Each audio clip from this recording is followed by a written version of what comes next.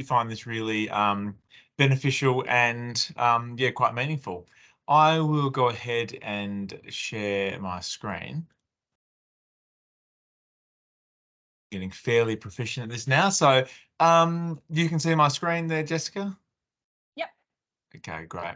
I'm really happy to take questions during the presentation as well. So just yeah, with the numbers tonight, it's quite easy to do that. So feel free to either put in the chat. Yeah, happy to take questions. Also have some time for questions at the end. Um, so as Jessica said, this is the third one in the series working with Swimming WA. Really great to be a part of the partnership between Richmond Wellbeing and Swimming WA. So 30-second or less than that of me. So I'm the CEO of Richmond Wellbeing. We're the largest provider of community mental health services in WA. I'm really passionate about this because I love swimming. I love sport. I've swum to Rottnest solo 3 times. And I really like sport from a physiotherapy background as well. And so that's a bit about kind of who I am, and because I do lots of coaching in cricket and other sports as well with young kids.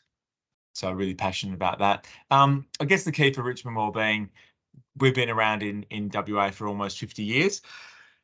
There are lots of people with very good intentions trying to provide lots of support to sporting groups and sporting communities around mental health and wellbeing. It's a very topical issue, but Richmond Wellbeing is, we've got hundreds and hundreds of staff, clinical and non-clinical staff, so we're very well credentialed. So you can have a very high level of trust in the information that I'm presenting to you tonight. This is I'm not presenting the world according to Adrian. I'm presenting what all the evidence and the research says is the best way of supporting kids through disappointment. So that's, I guess, a real peace of mind for a parent, because if I was receiving information around helping me to be a better parent, I'd want to know that the information is highly credible and credentialed. So this is part of our Bouncing Back program. So we're doing lots of work with sporting clubs all across WA to help them, I guess, like Swimming WA, many sporting groups now realise they have a social responsibility to look after the mental health and wellbeing of the participants in their sport. Obviously, nothing ever replaces the responsibility of parents and individuals, but it's just not acceptable these days for sports to say, look, we just provide the sport and everyone can look after themselves. And Swimming WA has been an absolute leader in this space. Yeah, we do lots of work with lots of sporting groups, and Swimming WA needs to be recognised for their excellent leadership, recognising the mental health impacts of the people swimming in their programs. So the guts of today. So my goal for you is that for parents of kids who are in high performance swimming, this would be really beneficial for you, but I would be staggered if you didn't leave tonight feeling that you'd receive some other practical benefits of for parenting and I guess getting the best out of kids.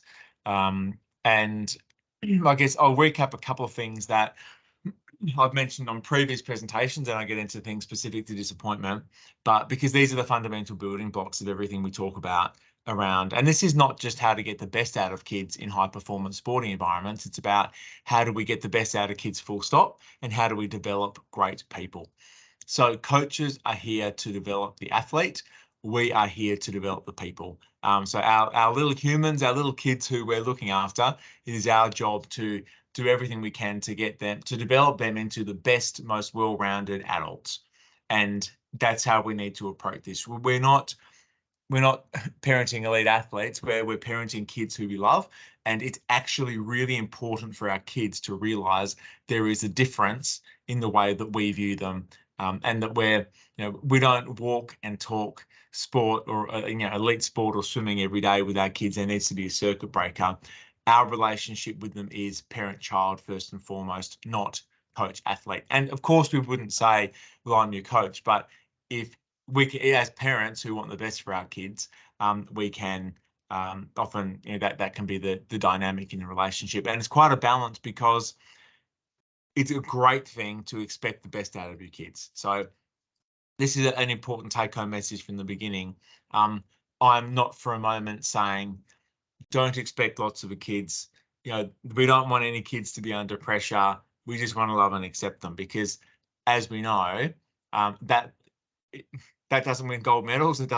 It doesn't inspire kids, and we need to have a place where we can say to kids, you can achieve a lot, you can be excellent at this sport, and we're going to give you the chance to achieve your absolute maximum in a world where I think there's a lot of apathy, and there's a lot of instances where everyone gets a participation award and we don't inspire kids to push themselves. We don't inspire kids to be excellent, and that's not a good thing. So we absolutely want to inspire and encourage our kids to reach for the stars, achieve their best, and be their best and push themselves, because they will learn lots of things around discipline, resilience, hard work, training, commitment, dedication, all those things which are valuable life lessons. But it's a balancing act the pursuit of that doesn't become so intense that it leads to anxiety and other mental health issues. But what I will say is, trust your instinct as a parent. So not for a moment tonight will I say this is how you need to parent your children. I'll give you some really fundamental principles and things around what the evidence suggests. But as a parent, always trust your gut instinct. That, as you know, no one knows your children better than you. And I hope that you would take this information I present tonight and apply as best as possible to your kids, because no one knows your kids better than you. So our kids are not defined by their success in their sporting pursuits. We need to love our kids first and foremost because they're our kids and we love them. And our love for them doesn't increase or decrease based on how they perform. Now, of course, any adult would say, well, of course, Adrian, I don't love my child more today because they won a swimming race. But remember, through the mind of a 15, 16, 17-year-old teenager, their frontal lobe is not fully developed. And that's the part of their brain that will interpret these things and try and make sense of this. And it is very easy in their undeveloped teenage brain to think, well, hold on, I get all this praise and love and attention from my parents when I perform really well in swimming. Maybe that's the value I bring. Maybe that's how they see me. Maybe that's my identity, and that's how they define me. So in all instances, we need to think to ourselves, how would a 15 or 16-year-old interpret this? Okay, so now I'm going to get into the real meat and of this around practical tips and strategies to assist with dealing with disappointment. I'll go through probably the best 10 to 12 that are most common. And again, I'm not for a moment saying that every one of these will work for every child. These are the most common ones that work.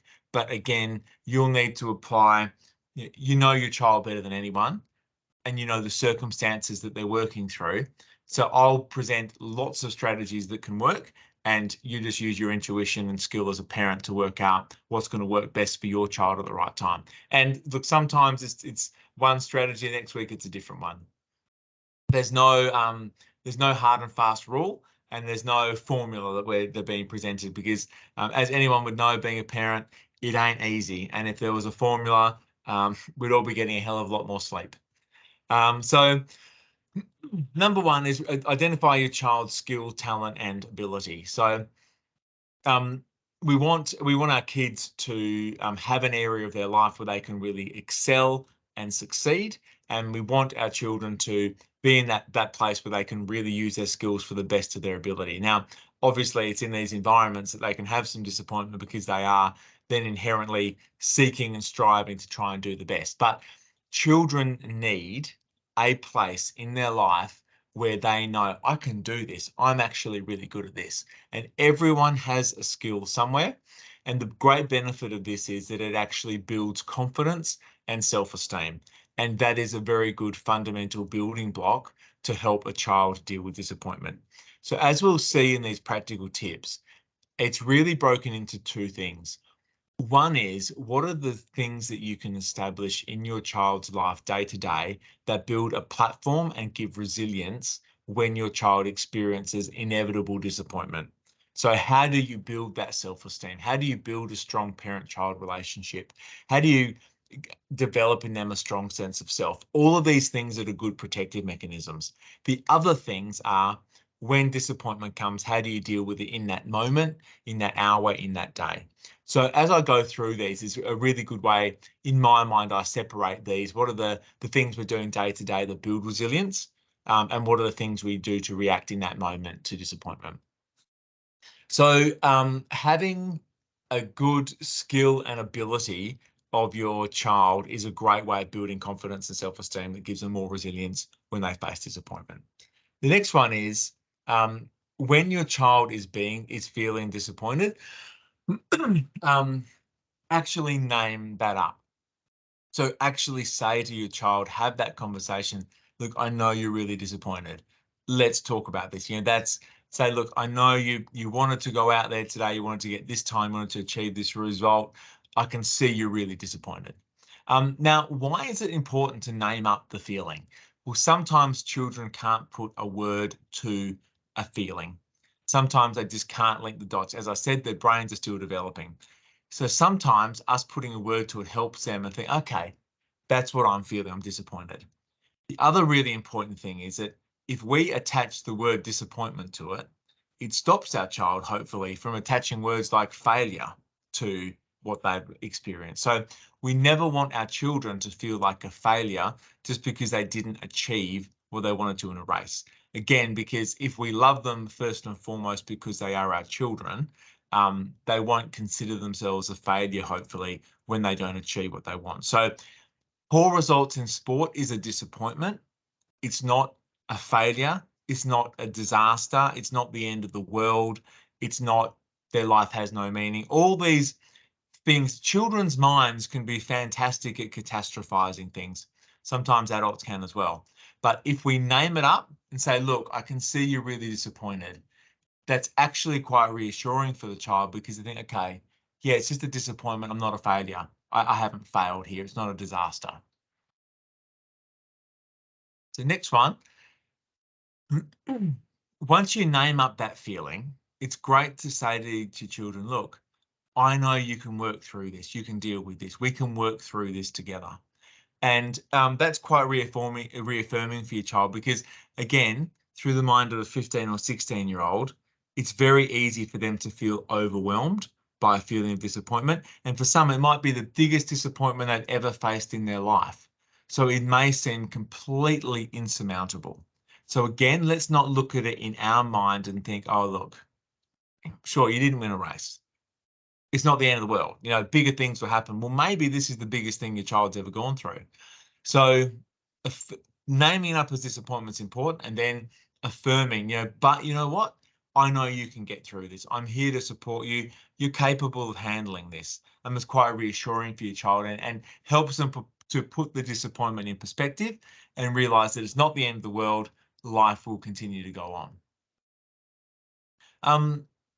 Really also encouraging your child to acknowledge what they're feeling and talk about it. Talking about things is really important because believe it or not, it's actually a different part of our brain that actually speaks words out loud as opposed to what's thinking through this logic that we think is in our mind. So sometimes that's why we can catastrophize things really well in our mind. But when we talk about it, we think, hold on, I've just been catastrophizing this in my mind for 2 hours. But as I talk about it, it actually doesn't seem that big.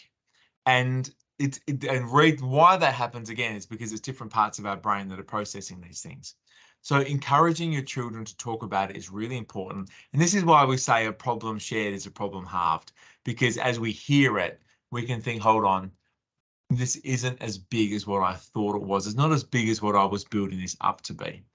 And again, with parenting, you don't have to try and solve it. Men are especially bad at this. The way that the male mind works is that we feel we have to solve things. We're not here to solve it. Just facilitating a conversation and just thinking to yourself, how can I draw out this conversation as long as possible? I know with my kids, when they have disappointment, they don't want to talk about it very long. So I think to myself, how can I just hold this conversation, hold the space so they just keep talking about this and letting all their feelings out. So not solving it, just facilitating and enabling a conversation. So use empathy to make sure your child feels understood and supported. So let them know, I'm feeling for you. I can see you're disappointed. I understand why you're disappointed, and I've been through things like this before. And so empathy, letting them know that it's a real feeling, that sometimes disappointment can really hurt. And again, this will happen in many instances of kids' lives. When they're feeling down, when they're feeling hurt, just providing empathy for them, and that relates really well to the next point. Um, you might get really frustrated because you think, man, my child is just going, he's so upset about this little thing. When's he just going to get over it? That's what I can think to myself. But that's where we can say things that really dismiss things. So we might say, oh, look, you know, you might say, look, you didn't do really well in that race, but that's okay. You haven't been training very long. It's all right. All the other kids are a year older than you. Don't worry about it. As parents, we might think that we're doing the right thing to dismiss or belittle what they're feeling, what our kids are going through, to make them say, look, it's all right, don't worry, don't feel disappointed, it's okay. But remember, in the mind of a teenage child, they'll often think, well, mum and dad, they don't understand, they don't care, they're not having any empathy towards me, they don't even know what I'm going through. And again, we can sit here as adults and say, look, you'll work through this, mate, it'll be okay. But in their teenage mind, what they want is they want empathy. They want us to hold that space for them to talk most often. Some kids are a bit different with that, but they want to be heard and understood, and they want compassion and empathy, and in a way that makes sense to them. So again, that'll be different for each child, but don't dismiss the feelings, don't belittle them or say, look, it's all right, mate, you'll get over it. Each child has their own unique way that they feel heard and understood, and it's important that they feel that when they work through disappointment. Now, this is where it's a little bit different with some strategies. So some children, especially introverts, benefit from a bit of space, physical space, and a bit of time for not talking about it to work through things. So you might say, look, I'm really feeling for you, mate. I know you didn't get the result you wanted, but I'm really proud of you and I really love you. And for some kids, they may just want that, and they don't want a big Spanish Inquisition for 2 hours talking about it. Some kids might. But again, that's where you need to know your child, and you'll all know what's best for your child, when to push the conversation, when to hold the conversation, when to give a bit of space. So some kids, you might need, sporting event happens on a Saturday, you might need to wait till the Monday to have a long talk through them. Again, all you want to do is let them know on the day, I'm feeling for you, it wasn't the result you wanted, but you just follow your gut instinct of when they need a bit of space and when you need to really lean into that conversation. Some kids, especially younger kids, when they're working through disappointment, like to be given a nice hug with a gentle squeeze to feel that kind of that closeness. And you'll know which kids are huggers and which aren't, but there are certainly kids, especially younger. And I mean, this is why you start, kids 6, 7, 8 typically run to their mum and dad for a big hug when they go through something bad. It's reassuring. And for some people, for some kids, that's their love language of feeling that close physical connection with their kids. So again, you'll know as a parent, you'll be hearing this and thinking, okay, that'll work for my child. That definitely won't. And again, what I'm saying is there's a range of strategies. Some will work for different kids at different times. I'm just endeavoring to give you as many tools as possible, and then backing you in as parents to say, okay, this is the right tip or trick or tool at this point in time for my child. You know your kids better than anyone. So pick and choose these as you know you need to. Really good one. When the disappointment has passed, observe the ending of it, and how your child's feeling now. So if the kid's been through a disappointment a couple of weeks ago and they were feeling really down, you talk through it, and now a couple of weeks later they're back, they're feeling in a good space, they're over. It's actually good to say, you know what, 2 weeks ago you were feeling really down, but and we had that chat. And now look at you, you've really bounced back. I'm really proud of you. See how well you got over that disappointment. See how strong you are. See how much character you've got. You've got a lot of resilience. And that's how you can build up your child's confidence for the next time that it happens. Because what we want our kids to do is develop that character, develop that resilience, so that they know to themselves, okay, this is exactly what I went through last year. I feel really disappointed, but I got through it last time and I'll get through it this time. And again, with our kids, unless we really point it out, they may not actually realize. They might think, oh, I'm just back to myself now. They may not realize, wow, I grew through that. I've really developed a lot of strength of character. I've matured. I'm a stronger person from that. They probably won't realize that. That's why it's our job as parents to say, to actually point that out and highlight that for them. So some calming strategies, there's quite a range of these. And again, this is one you need to do is the one above, not in the moment. These need to be done, just day to day, week to week, and a good preparation. So different calming strategies, meditation. Some kids do stretching, some do breathing exercises, some kids might listen to music. Again, it'll be up to your child what is a good way of them calming and regulating their emotions and their feelings. That's a very good thing to assist our children with, regardless of if they play sport or not, is them developing the skills to calm themselves, to regulate their emotions. And I know breathing and meditation is quite popular.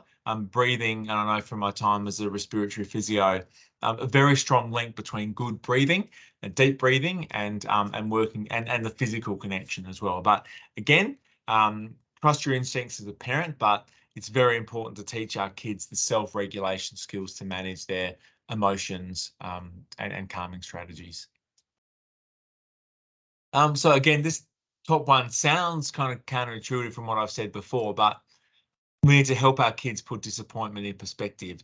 The key here is doing it in a way that is not belittling or make them feel, oh, this is just silly. You're just being, you're being irrational.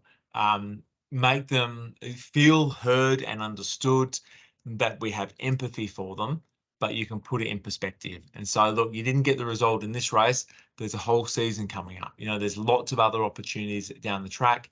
You've got lots of strengths. Again, going back to previous points around highlighting the skills and strengths and abilities they do have. So some humans are very good at looking at their weaknesses. Some people only ever look at their strengths and they have total blind spots to the weaknesses. But often high-performing people in high-performance sports are their own worst critic, and we can focus a lot on our negatives. So if we put in perspective our strengths and our weaknesses and our positive experiences with our negatives, that's a very good thing. Here's another good one for the longer term is we don't want disappointment to lead to our children doubting themselves and having low confidence and low self-esteem and thinking, oh, well, look, I'm never going to win a race again, or I'm gonna screw up the start for this race like I always have. Again, when kids lose that confidence and self-esteem, lots of other things, it has an adverse impact on lots of parts of their life and their sporting achievement as well. So again, that'll be different for each child based on the parenting, but we don't want our kids to doubt themselves. We want our kids to be confident in their skills and abilities and know what they can do. But it is very easy for disappointment to lead to children doubting themselves. And again, the key here is if we use these strategies to help our kids work through the disappointment, that is a key way to try and stop the disappointment leading into kids doubting themselves. Again, in high performance environments, we're our own worst enemy and our own harshest critic. So we need to teach our kids to be kind to ourselves. It's important to address the disappointments, but we need to look at self-care and all parts of it. So sometimes kids think, well, I didn't go very well in this race, so I'm just going to train harder. I'm going to be stricter with my diet and just really put in all these control mechanisms to, in their mind to try and be better, whereas really they're just grinding themselves. And at the heart of that sometimes can be, look, I'm a failure and I'm not doing well. And the way to overcome that is to just train harder, be better, be stronger, faster, leaner, improve my technique. But again, that is often linked to people who find their sense of identity and value and worth in their swimming. And our kids need to find their value, identity, and worth in something else, in who they are as people, in being loved by their parents.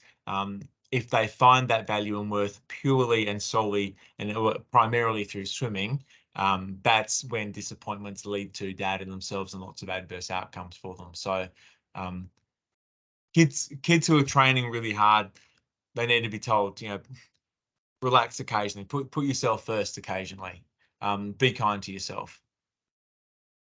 Gary Hall Jr. was once asked, he was a amazing multiple gold medals winner for American swimming team, who's coming towards the end of his career, and someone said, look, what would your biggest piece of advice be to a young swimmer coming through?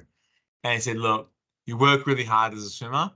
Said some days you just rock up in the midst of a massive training block and you just don't feel like swimming. You just feel like going for a surf or going to the movies. And said occasionally you've just got to do that. You just got to be kind to yourself, look after yourself, because the grind in swimming is really significant. So if Gary Hall Jr. is saying that and he won so many gold medals and world records, I think there's something in it.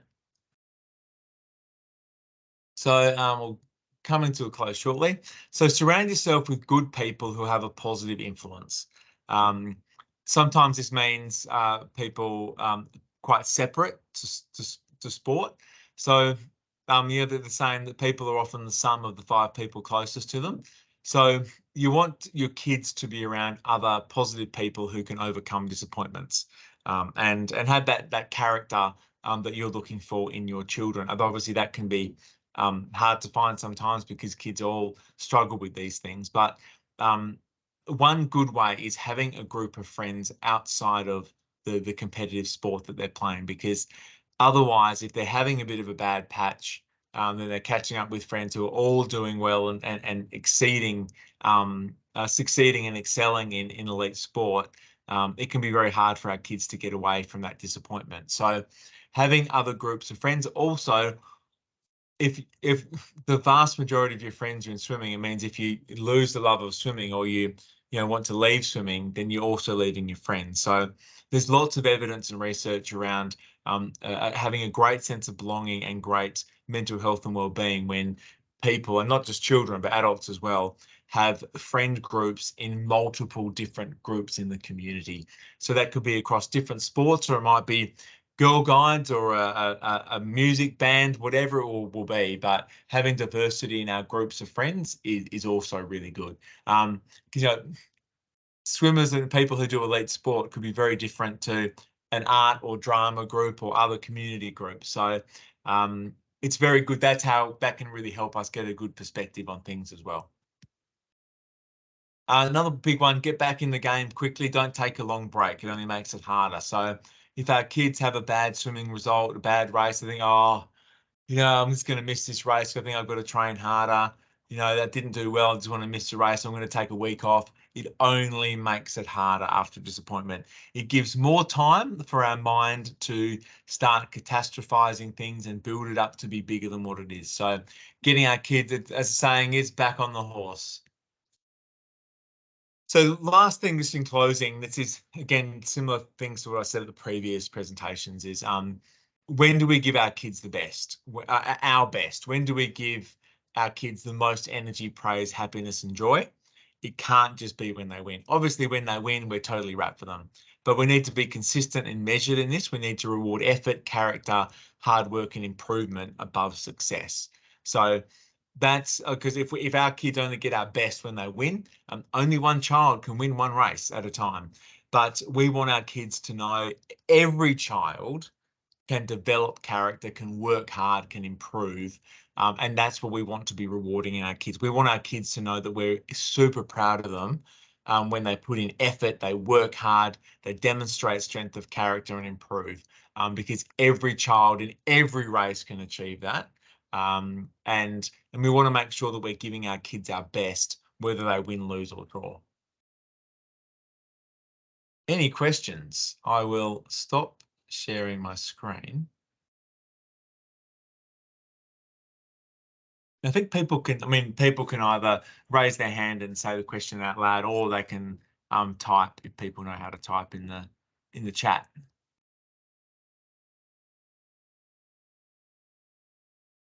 I might kick us off while people are thinking of their questions or typing, because it's hard to know if anyone's typing. It doesn't come up with those dots. I think it was page 9, one of the points, when you were asking or helping kids to encourage to talk about their feelings of disappointment. Do you have any recommendations for, leading questions from a parent? Is there Yeah. anything that you'd, recommend to ask in particular or even avoid asking?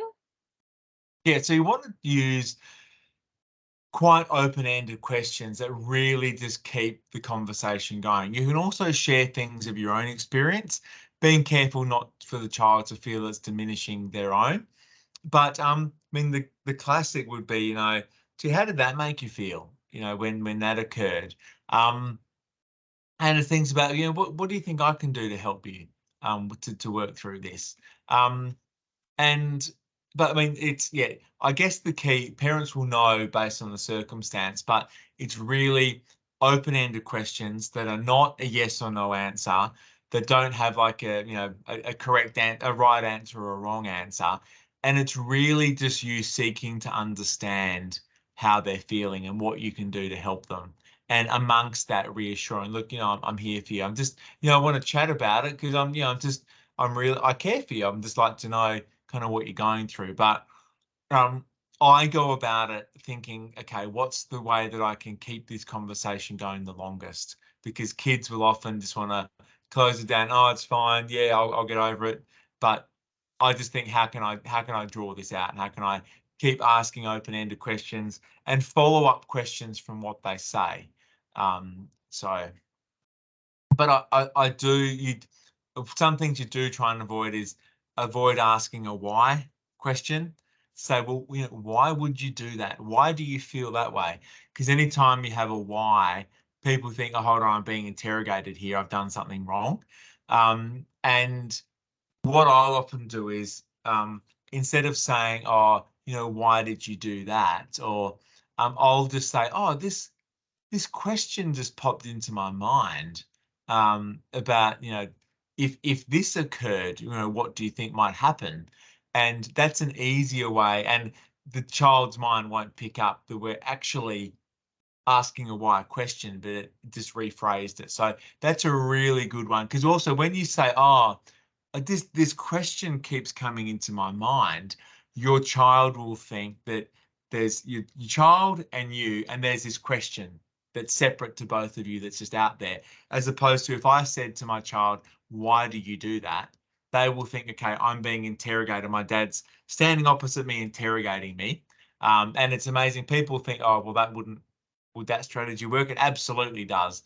When you say to a child or even an adult, say, oh, this question keeps popping into my mind.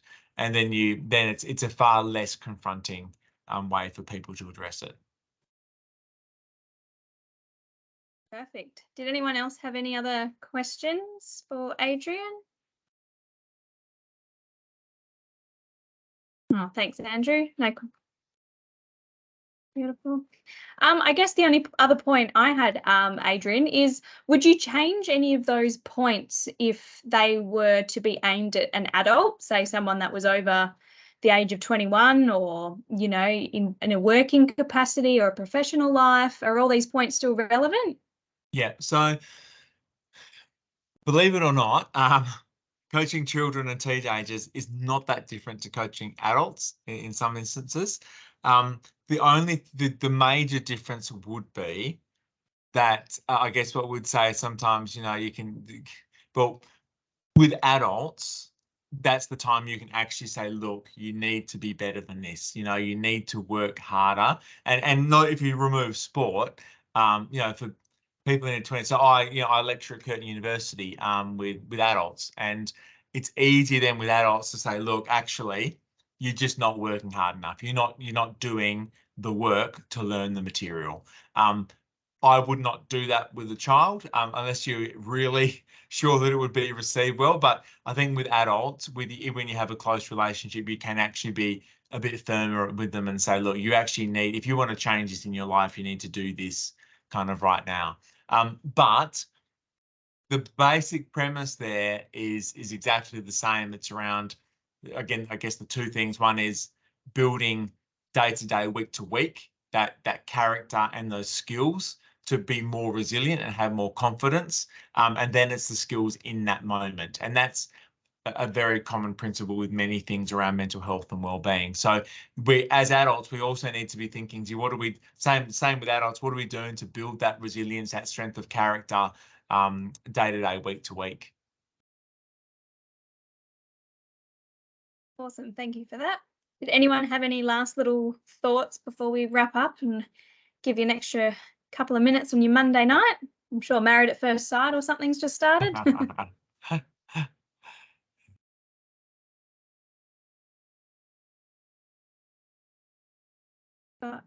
Andrew here. So interestingly, from my own experiences, I remember people wouldn't know what to say when a swimmer hadn't performed as well as they'd hoped. Yeah. Look, and it's, again, I guess what I'd come back to is there were lots of different responses in that moment, and I know I imagine Andrew's reading that there. What was that last? What would you say? You can see. Yeah, what would you say to that? Because I always knew people. And what was the last bit of that? What would you say to that? Because I always knew people wanted to say something but didn't know how to. Yeah.